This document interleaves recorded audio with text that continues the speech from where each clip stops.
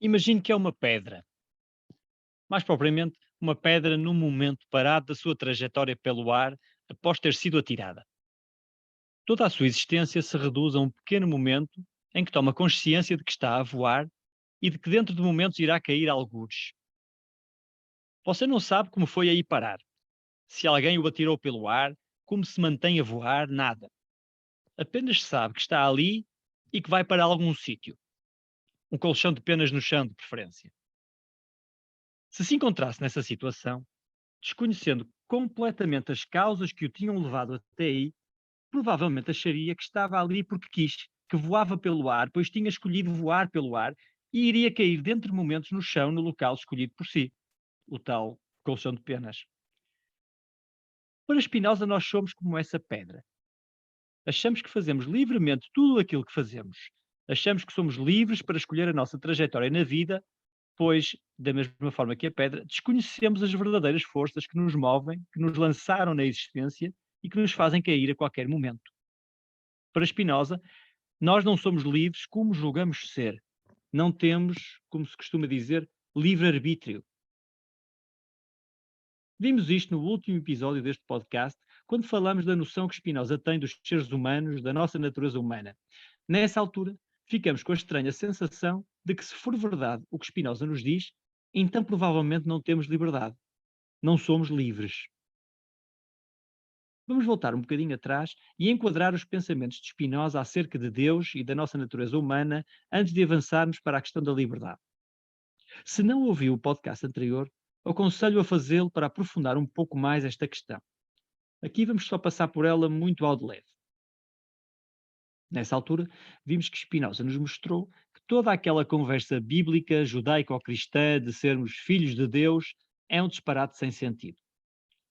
Spinoza achava que essas interpretações religiosas de Deus eram os pensamentos de mentes simples, bem intencionadas, mas simples, que eram incapazes de perceber a verdadeira natureza de Deus. Para conhecermos essa verdadeira natureza de Deus, teríamos de seguir Spinoza pelas suas deduções geométricas no primeiro livro da Ética, que temos vindo a estudar. Temos de reconhecer com Spinoza que pescadores e agricultores analfabetos da antiga Palestina não tinham a capacidade de compreender o Deus de Spinoza. O seu Deus, o Deus judaico-cristão, o Deus dos judeus, pescadores, agricultores, analfabetos da antiga Palestina, foi a aproximação possível a Deus nessa altura.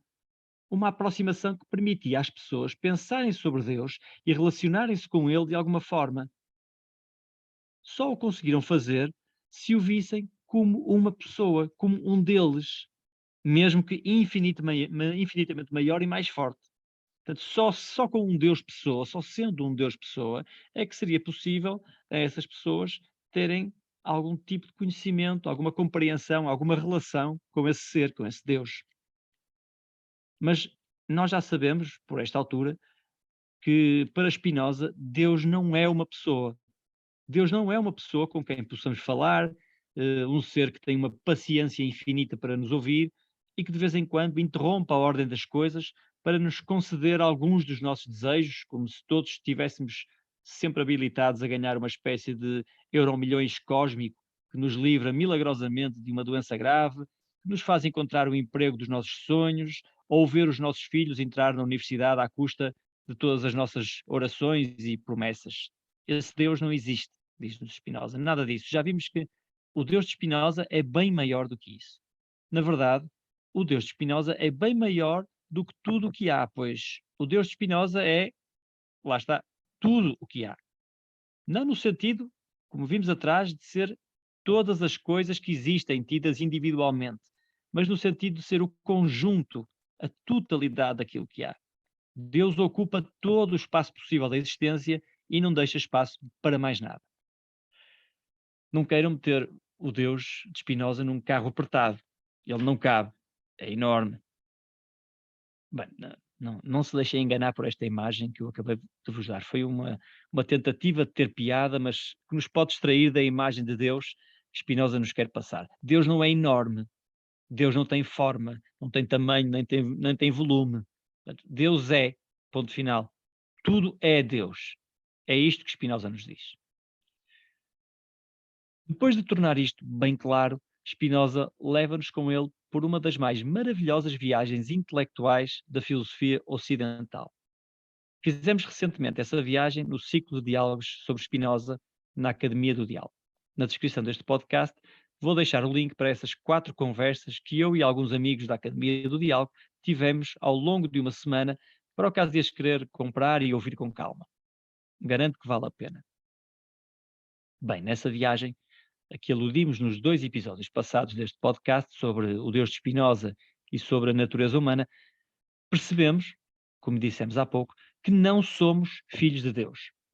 Se Deus ocupa todo o espaço metafísico que há, Deus não pode ter filhos.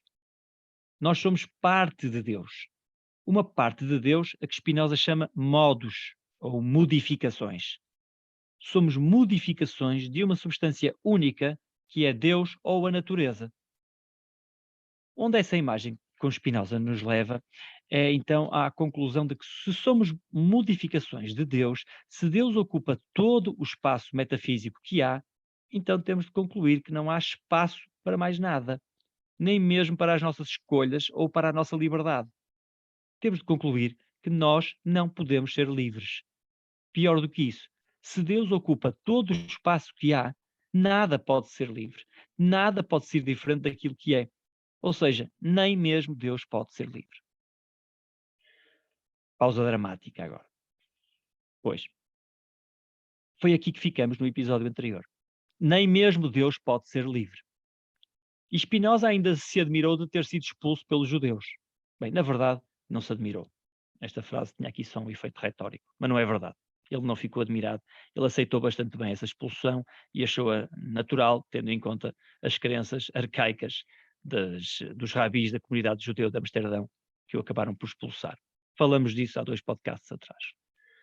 Foi aqui que ficamos e é daqui que iremos avançar mais um pouco com Spinoza e tentar perceber se no seu sistema, afinal, há ou não há espaço para a liberdade de Deus e para a nossa própria liberdade. Eu vou estragar aqui um pouco o suspense, está bem? E vou dar já a resposta de Spinoza. Spinoza diz que sim, que há. Há espaço para a liberdade de Deus e há espaço para a nossa liberdade. Ok? Está mais aliviado? Sim? Espera aí. Continua a ouvir. A liberdade que Spinoza nos fala não é bem a liberdade que estamos à espera. O que Spinoza nos diz não será bem aquilo que queremos ouvir, ou que estamos à espera de ouvir, pelo menos. Spinoza diz de facto que Deus é livre e que nós podemos ser livres. Mas para dizer isso tudo, Spinoza tem de fazer um pouco mais daquilo que eu gosto de chamar de magia conceptual. Spinoza faz muito isso na sua obra, na Ética, quando adapta, transforma, rearranja os conceitos que utiliza, modifica-os profundamente em relação à forma como esses conceitos vinham a ser trabalhados pela tradição filosófica antes dele, para que se encaixem na sua forma de ver o mundo. Para perceber isto que acabei de dizer, vamos ver um caso concreto. Ora, vejam como ele faz isso com o conceito de liberdade. Nós estamos habituados a identificar a liberdade com a vontade livre, com a possibilidade de escolhermos alguma coisa e efetivamente fazermos essa coisa. Mas para Spinoza, ser livre não era nada disso. Ser livre era existir exclusivamente pela necessidade da sua natureza e ser determinado a agir pela necessidade da sua própria natureza. Esta é a definição de Spinoza de liberdade. Ele dá-nos esta definição logo nas primeiras frases da Ética, juntamente com outras 7 definições que são uma espécie de plano de obra para a primeira parte da sua Ética. E o que vemos, se olharmos atentamente para essas definições, é uma espécie de, chamemos-lhe assim, trabalho de artesão que Spinoza faz com essas ideias. Essas ideias serão o seu material de trabalho daí para a frente. São as ferramentas do seu ofício e aqui Spinoza começa por afinar as suas ferramentas. E não só afinar as ferramentas, mas a preparar as peças com que irá trabalhar. Um dos pontos de interesse nestas 8 definições iniciais da ética é exatamente ver a forma como Spinoza talha, à maneira de um artesão, estas peças conceptuais ou ideias para que as possa usar no seu sistema, na sua descrição metafísica do universo. Imaginem um carpinteiro a pegar num cinzel e a dar uma forma diferente a uma peça de mobiliário qualquer, para que encaixe bem no todo da sua construção e a faça trabalhar melhor. Sei lá, um novo tipo de encaixe para fechar uma gaveta, por exemplo, ou uma dobradiça nova para abrir um tampo de uma mesa. Um bom carpinteiro faz isso com peças de madeira e um bom filósofo faz isso com ideias. Um bom filósofo cria, inventa e transforma conceitos e ideias. Spinoza é um desses tipos de filósofos. Ora, vamos ver outra vez como ele define a ideia de liberdade. Prestem atenção, o que vamos ver a seguir é filosofia a ser criada.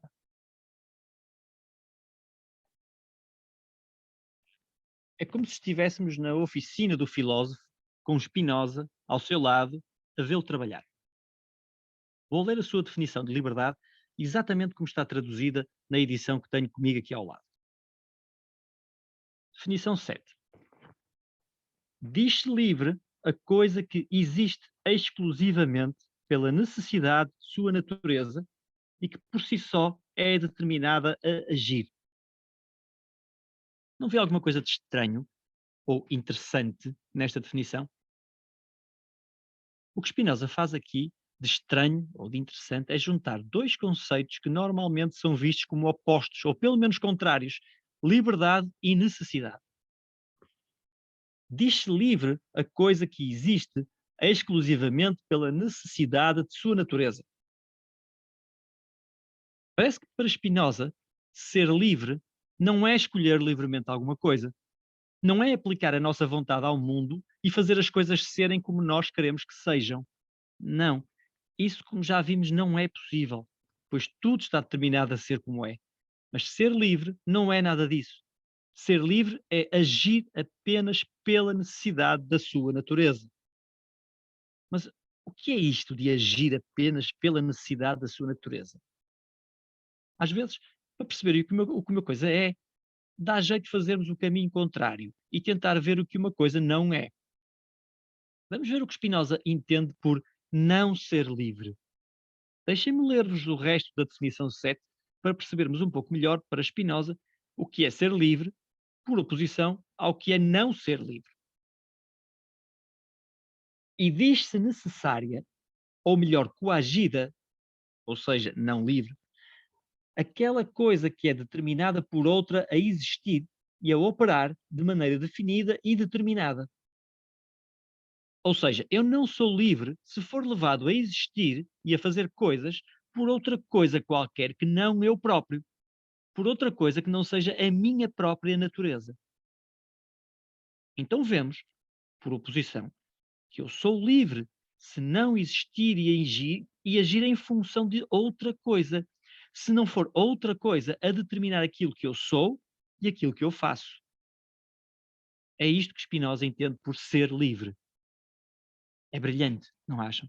Pegar num conceito, numa ideia tão carregada, tão trabalhada por toda a tradição filosófica antes dele, que Spinoza conhecia muito bem, e criar um novo conceito, uma nova forma de olhar para o mundo. Isto é algo que poucas vezes vemos acontecer.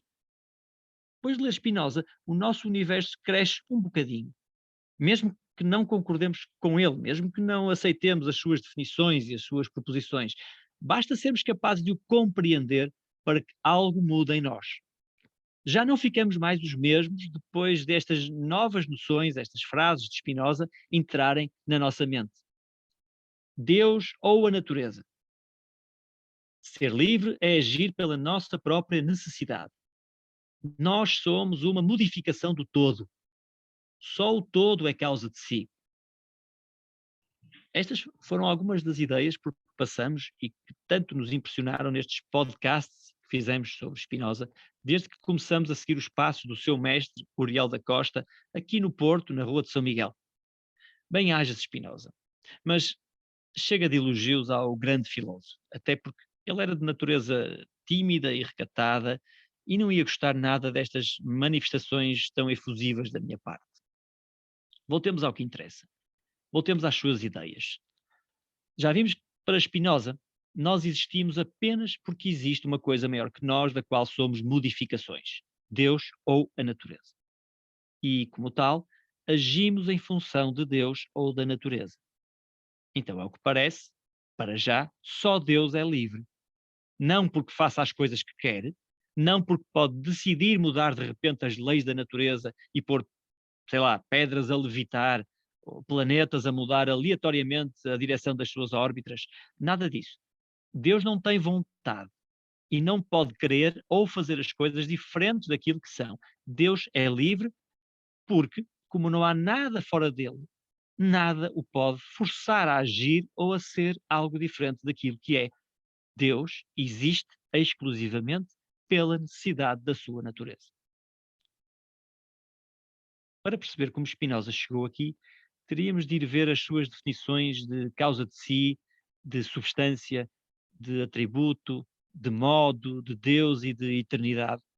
Seria um pouco penoso para vocês fazê-lo aqui neste podcast. O que me interessa mesmo é interessá-los a vocês no pensamento deste filósofo e levá-los a ler Spinoza e a iniciar com ele esta viagem pela ética. Acreditem em mim, se comprarem o seu livro, esses serão os melhores 20 euros que alguma vez gastarão na vossa vida. Uma vez que comecem a ler a ética, nunca mais vão parar de ler a ética. Vai ser daqueles livros ao qual irão regressar uma e outra vez, sempre com leituras novas e mais profundas, descobertas e interpretações que vos tinham escapado das leituras anteriores. Se alguma vez forem para a tal ilha deserta, esse é o livro que devem levar com vocês. Muito bem. Ok. Spinoza. Então, é aqui que nos deixas? O teu Deus é livre, pois nada mais o pode forçar a ser o que é e a fazer o que faz. Sim, mas e nós? Então e nós? Se nós não somos livres, por que raio é que temos de nos preocupar em ser bons e maus? Por que raio é que existem tribunais que nos condenam, redes sociais que nos humilham, patrões que nos despedem, amigos que se zangam connosco? Porquê tudo isso se nada do que fazemos é responsabilidade nossa? Se é sempre outra coisa que nos leva a agir como agimos. É verdade que nós sentimos que somos livres. Não só sentimos, mas vemos claramente que as nossas ações, os nossos desejos, as nossas vontades têm efeitos reais no mundo. Como é que Spinoza pode dizer que nada disso é verdade? Que não somos a causa de nada disso? Nós vemos claramente que somos a causa. Por vezes é difícil perceber no texto da ética aquilo que Spinoza pretende. É por isso que é bom podermos recorrer a alguma da correspondência que o nosso filósofo trocava com alguns amigos e conhecidos. Spinoza explica bem este problema da liberdade e da necessidade numa carta a um dos seus poucos, mas fiéis amigos, um homem chamado Schaller, que venerava Spinoza e lhe escrevia regularmente, tratando-o por adorado mestre. Normalmente a pedir esclarecimentos sobre outros autores, nomeadamente Descartes, de quem Spinoza era um reconhecido especialista. Mas, sobretudo, para procurar esclarecer as dúvidas que, compreensivelmente, lhe surgiam ao ler as próprias ideias de Spinoza.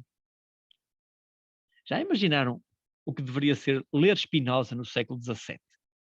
Ler este pensador profundo e radical que dizia coisas ao mesmo tempo tão estranhas, tão profundas, tão contra a corrente do que era dito na altura, mas que todos aqueles que o liam e conheciam percebiam que aquilo era coisa séria e que era uma tarefa com valor perder algumas horas do seu tempo a procurar perceber este judeu português que tinha coisas muito estranhas e interessantes a dizer sobre Deus. Um pouco como estamos nós a tentar fazer aqui com estes podcasts, Spinoza ainda hoje gera tanta perplexidade e admiração quanto no seu tempo. Mas voltemos à carta de Spinoza de Schiller. Foi desta carta que retirei o exemplo da pedra com que começamos este podcast. E é aqui que ele explica que, como a pedra em pleno voo, também nós nos achamos livres, pois temos consciência daquilo que queremos fazer, mas desconhecemos as causas que determinam esses nossos desejos, esses nossos quereres. Fazendo uma analogia com a pedra, Spinoza diz que também ela sabia que queria voar e que mais à frente queria cair naquele colchão de penas ali embaixo. O colchão de penas fui eu que inventei, não está na carta do Spinoza. Mas o que ela desconhecia, o que a pedra desconhecia, eram as verdadeiras causas desses seus desejos, as verdadeiras causas desses seus quereres. Nessa mesma carta, Spinoza dá-nos outros exemplos que clarificam este ponto. Fala de uma criança que acha que quer livremente beber leite, Mas não é ela quem controla a sua sede, ou do jovem impulsivo que acha que quer livremente vingar-se de alguém, mas é a sua fúria que o comanda. O que estes exemplos nos mostram é que nós podemos ter consciência daquilo que nos leva a agir. Podemos saber que queremos certas coisas, que sentimos certos desejos e que temos determinadas vontades, mas que desconhecemos as causas desses nossos quereres, dessas nossas vontades e desses nossos desejos.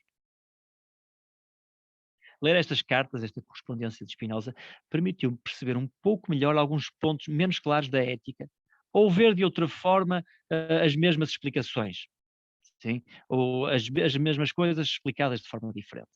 Vale a pena lê-las, até porque ficamos a conhecer Spinoza de uma forma mais pessoal. No nosso ciclo de diálogos sobre Spinoza, na Academia do Diálogo, que falei atrás, podem encontrar alguma destas correspondências. Não numa carta, mas numa outra obra central para o pensamento de Spinoza, o seu Tratado Teológico-Político, escrito em 1670, pouco depois de ter terminado a Ética, Spinoza diz-nos que quem é arrastado pelos seus desejos e não é capaz de ver e fazer nada que lhe seja verdadeiramente útil, essa pessoa é escrava desses mesmos desejos. Vemos que, para já, com estes exemplos que ele nos deu atrás da pedra, do menino e do jovem, parece que Spinoza nos diz que todos somos escravos dos nossos desejos. Mas nesse mesmo livro, no Tratado Teológico-Político, umas linhas mais à frente, Spinoza levanta um pouco o véu a uma possibilidade que temos de sermos livres. Reparem no que diz Spinoza logo a seguir. Só é livre aquele que, com ânimo livre, vive segundo as regras da razão. Eu vou ler novamente. Só é livre aquele que, com ânimo livre, vive segundo as regras da razão. Para tudo. Ainda há esperança. Parece que afinal ainda podemos ser livres. Vamos ter de continuar a seguir Spinoza por esta viagem em busca da nossa liberdade. Para isso, já sabemos que teremos de suspender aquilo que nós neste momento entendemos por ser livre. Desistam dessa ideia de liberdade comum. Esse sentido comum de liberdade parece que Spinoza já nos mostrou que não existe. Não podemos ser livres nesse sentido. Mas parece que descobrimos aqui uma possibilidade. Vamos ter de ver isto com mais atenção, está bem? Vamos voltar à oficina do nosso mestre filósofo e vamos olhar para o tratamento que ele dá aos conceitos, como se olhássemos para eles através das lentes de microscópio que Spinoza polia nas horas em que não estava a filosofar. Repararam que Spinoza fala das regras da razão. Devem ter reparado que aqui Spinoza, mais uma vez, vai contra as nossas intuições. Fala em seguir regras para ser livre. Ser livre é seguir as regras da razão. Normalmente não associamos liberdade a regras, pois não? Achamos que ser livre é, pelo contrário, não ser obrigado a cumprir regras. Pois é, mas Spinoza é assim. Já começamos a perceber como é que ele pensa e, sobretudo, como é que ele trabalha. Spinoza modifica e muitas vezes inverte as nossas ideias comuns sobre as coisas. Para perceber como ele salva a nossa liberdade, teremos de compreender um outro conceito que Spinoza aproveitou da tradição filosófica, mais propriamente dos estoicos, e o afinou ligeiramente para o poder encaixar na sua metafísica. O conceito de que vamos falar no próximo podcast é o de conatus. Nós não temos uma palavra equivalente em português para perceber o que é o conatus. Precisamos de o explicar através de expressões aproximadas como tentar manter-se vivo ou persistir na existência. A partir desta ideia de conatus, desta ideia de persistir na existência, Spinoza vai nos levar a uma das suas maiores contribuições para a história das ideias, a sua teoria das emoções. As emoções, ou as paixões, como lhe chama, são a chave para resolvermos o mistério da liberdade humana. Mas falaremos disso no próximo episódio. Muito obrigado por me ouvirem. Até à próxima.